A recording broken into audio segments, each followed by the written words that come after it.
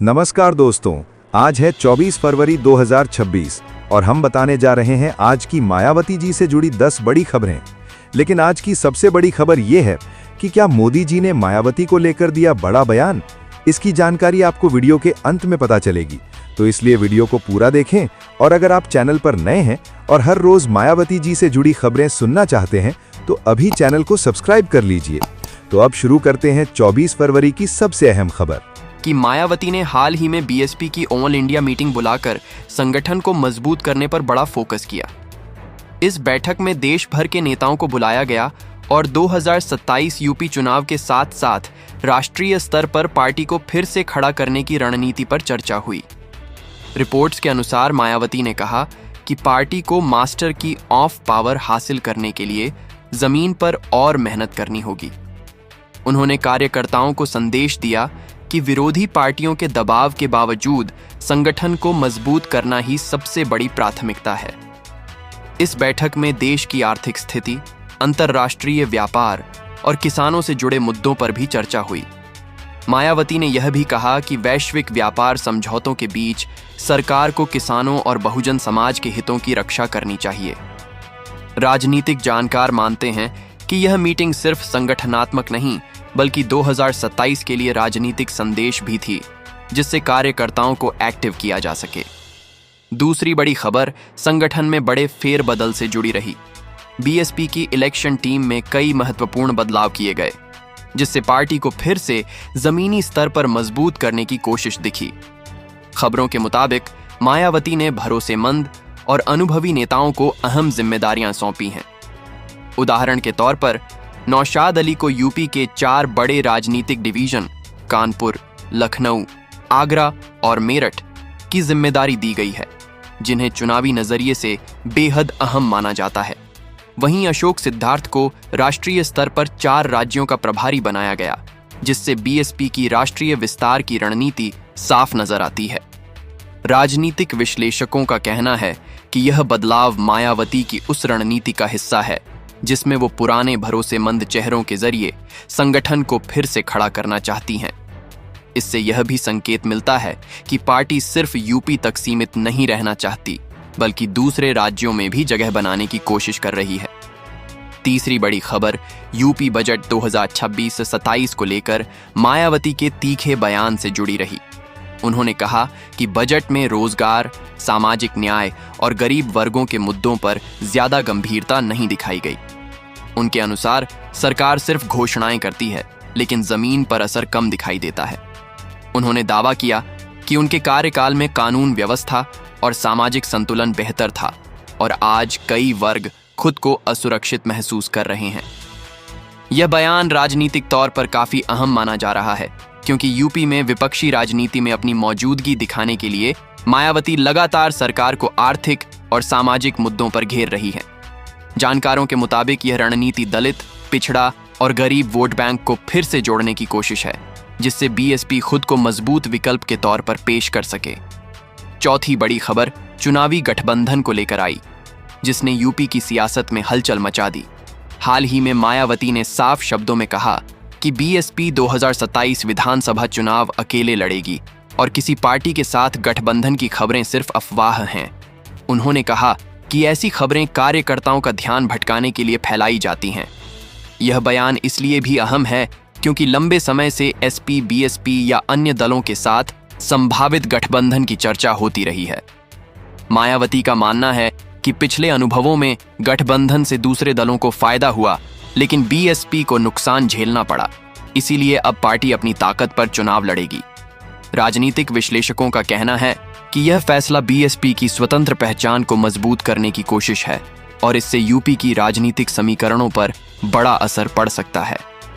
पांचवीं बड़ी खबर बीएसपी की सोशल इंजीनियरिंग रणनीति से जुड़ी रही, जिसमें मायावती ने ब्राह्मण समुदाय और अन्य वर्गों को जोड़ने पर जोर दिया। हाल की बैठकों में उन्होंने कहा कि उनके शासनकाल में ब्राह्मणों को सम्मान और सुरक्षा मिली थी और बीएसपी सभी वर्गों को साथ लेकर चलने वाली पार्टी है। यह बयान सिर्फ सामाजिक संदेश नहीं बल्कि चुनावी रणनीति का हिस्सा माना जा रहा है, क्योंकि बीएसपी पहले भी दलित ब्राह्मण समीकरण से सत्ता तक पहुंच चुकी है। राजनीतिक विशेषज्ञों का मानना है कि मायावती 2027 से पहले फिर से वही फार्मूला अपनाने की कोशिश कर रही हैं ताकि पार्टी का वोट बेस व्यापक हो सके। इसके साथ ही पार्टी ने साफ छवि वाले उम्मीदवारों को आगे लाने की नीति भी अपनाई है, जिससे नए वोटर्स का भरोसा जीता जा सके। छठी बड़ी खबर मायावती की उस समीक्षा बैठक से जुड़ी रही जिसमें उन्होंने 2027 यूपी विधानसभा चुनाव की तैयारियों पर खास जोर दिया। लखनऊ में हुई इस मीटिंग में उन्होंने पार्टी नेताओं और कार्यकर्ताओं को साफ संदेश दिया कि विरोधी दल बीएसपी को कमजोर दिखाने की कोशिश कर रहे हैं, इसलिए अब संगठन को बूथ स्तर तक एक्टिव करना होगा। रिपोर्ट्स के मुताबिक उन्होंने कहा कि बीएसपी का असली लक्ष्य मास्टर की ऑफ पावर हासिल करना है और इसके लिए हर जिले में मजबूत नेटवर्क बनाना जरूरी है। बैठक में पार्टी के पुराने वोट बैंक को फिर से जोड़ने और नए युवाओं को शामिल करने पर भी चर्चा हुई। राजनीतिक विश्लेषकों का मानना है कि यह मीटिंग सिर्फ संगठनात्मक नहीं बल्कि चुनावी संदेश भी थी, क्योंकि मायावती लगातार यह दिखाने की कोशिश कर रही हैं कि बीएसपी अभी भी यूपी की राजनीति में बड़ा खिलाड़ी बन सकती है। सातवीं बड़ी खबर ब्राह्मण समाज से जुड़े विवाद पर मायावती के बयान को लेकर रही। एक ओटीटी फिल्म को लेकर जब ब्राह्मण समुदाय में नाराजगी देखने को मिली तो मायावती ने सार्वजनिक तौर पर बयान देकर कहा कि किसी भी समुदाय की गलत छवि दिखाना ठीक नहीं है और समाज में सम्मान बना रहना चाहिए। उन्होंने इसे सामाजिक संतुलन से जोड़ते हुए कहा कि राजनीति या मनोरंजन के नाम पर किसी वर्ग को निशाना बनाना गलत है। इस बयान को राजनीतिक नजरिए से भी अहम माना गया, क्योंकि बीएसपी लंबे समय से दलित ब्राह्मण समीकरण बनाने की कोशिश करती रही है। जानकारों का कहना है कि यह बयान सिर्फ सामाजिक मुद्दा नहीं बल्कि चुनावी रणनीति का हिस्सा भी माना जा रहा है, जिससे ऊंची जातियों के वोटर्स के बीच संदेश जाए कि बीएसपी उनके मुद्दों पर भी खुलकर बोलती है। आठवीं बड़ी खबर यूपी की राजनीति में बढ़ते आरोप प्रत्यारोप से जुड़ी रही। हाल के भाषणों में मायावती ने आरोप लगाया कि कुछ पार्टियां धर्म और जाति के नाम पर राजनीति कर रही हैं और इससे समाज में तनाव पैदा होता है। उन्होंने कहा कि बीएसपी की राजनीति सामाजिक न्याय और कानून व्यवस्था पर आधारित रही है और यही मॉडल आगे भी अपनाया जाएगा। उनके इस बयान के बाद राजनीतिक माहौल गर्म हो गया, क्योंकि उन्होंने अप्रत्यक्ष तौर पर सत्ता पक्ष पर निशाना साधा। विशेषज्ञों का मानना है कि यह बयान 2027 चुनाव से पहले विपक्षी भूमिका को मजबूत करने की रणनीति का हिस्सा है, जिससे मायावती खुद को एक अलग विकल्प के रूप में पेश कर सकें। नौवीं बड़ी खबर यूपी की सामाजिक राजनीति में नए समीकरणों से जुड़ी रही, जहां एक क्षत्रिय संगठन ने बीएसपी को समर्थन देने की बात कही। इस खबर ने राजनीतिक गलियारों में हलचल बढ़ा दी, क्योंकि बीएसपी को पारंपरिक तौर पर दलित वोट बैंक की पार्टी माना जाता है, लेकिन अब दूसरे वर्गों से भी समर्थन मिलने की चर्चा शुरू हो गई है। रिपोर्ट्स के अनुसार कुछ संगठनों ने मायावती को मजबूत नेता बताते हुए कहा कि आने वाले चुनाव में उनके नेतृत्व को समर्थन दिया जा सकता है। हालांकि यह पूरी तरह चुनावी गठबंधन नहीं है, लेकिन राजनीतिक संकेत जरूर माना जा रहा है कि बीएसपी अपने सोशल बेस को बढ़ाने की कोशिश कर रही है। 10वीं बड़ी और सबसे अहम खबर हाल ही में प्रधानमंत्री नरेंद्र मोदी और मायावती को लेकर राजनीतिक गलियारों में जो चर्चा तेज हुई, उसकी वजह एक बयान बना जिसमें पीएम मोदी ने बिना नाम लिए विपक्षी दलों और खास तौर पर उत्तर प्रदेश की राजनीति पर टिप्पणी की।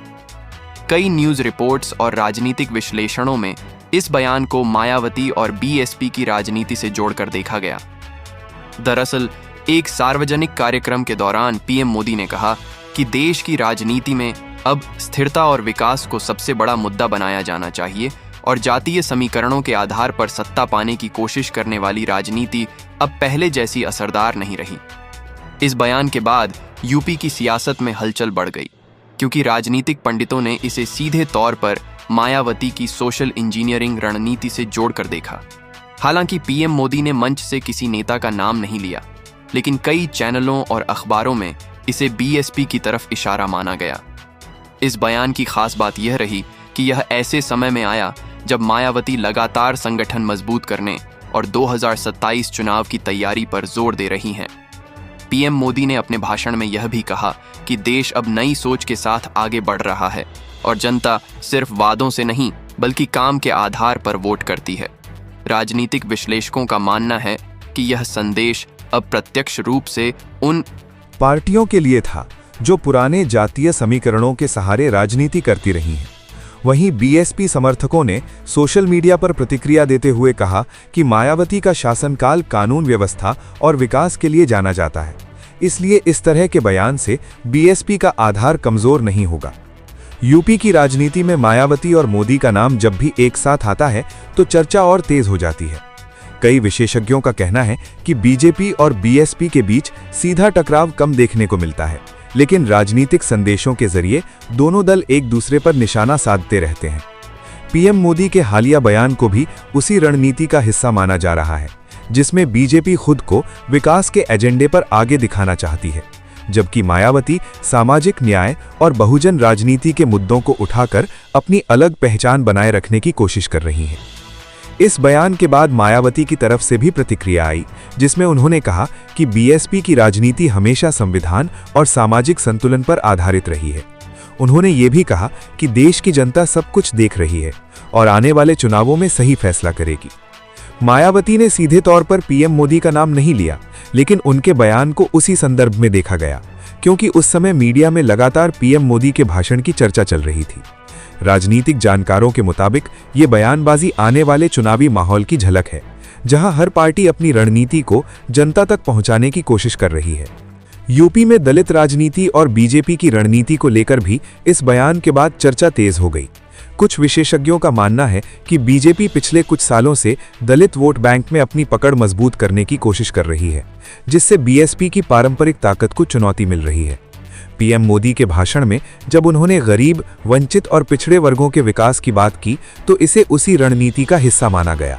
वहीं बीएसपी नेताओं का कहना है कि मायावती ही वो चेहरा हैं जिन्होंने दलित समाज को राजनीतिक ताकत दी और उनका जनाधार अभी भी मजबूत है।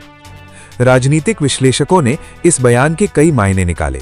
कुछ का मानना है कि पीएम मोदी का ये संदेश सिर्फ बीएसपी के लिए नहीं, बल्कि पूरे विपक्ष के लिए था, जिसमें उन्होंने विकास की राजनीति बनाम पहचान की राजनीति की बहस को आगे बढ़ाने की कोशिश की। वहीं कुछ विशेषज्ञों का कहना है कि यूपी जैसे बड़े राज्य में हर बयान का सीधा असर राजनीतिक समीकरणों पर पड़ता है, इसलिए मायावती और मोदी के बीच बयानबाजी को हल्के में नहीं लिया जा सकता। सोशल मीडिया पर भी ये मुद्दा काफी ट्रेंड करता रहा। बीजेपी समर्थकों ने इसे विकास की राजनीति की जीत बताया, जबकि बीएसपी समर्थकों ने मायावती के पुराने फैसलों और कानून व्यवस्था की तारीफ करते हुए जवाब दिया। कई न्यूज चैनलों ने डिबेट में सवाल उठाया कि क्या 2027 के चुनाव से पहले बीजेपी और बीएसपी के बीच सीधा मुकाबला देखने को मिल सकता है।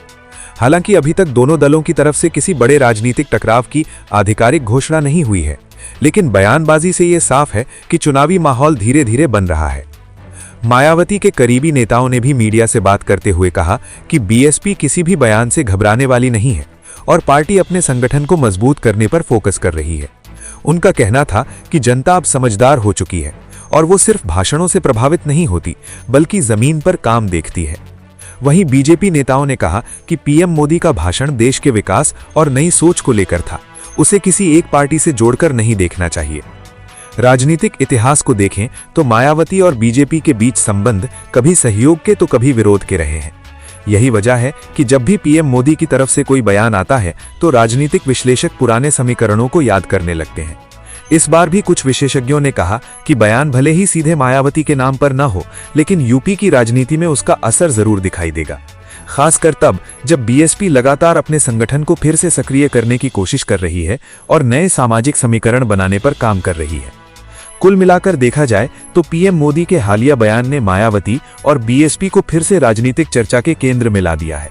आने वाले महीनों में ये देखना दिलचस्प होगा कि क्या ये बयान सिर्फ एक राजनीतिक टिप्पणी बनकर रह जाता है या फिर यूपी की राजनीति में कोई नया मोड़ लाता है। फिलहाल दोनों दल अपनी अपनी रणनीति के साथ आगे बढ़ रहे हैं और जनता की नजरें इस बात पर टिकी हैं कि 2027 के चुनाव से पहले कौन सा राजनीतिक समीकरण मजबूत होता है और किसका संदेश ज्यादा असरदार साबित होता है।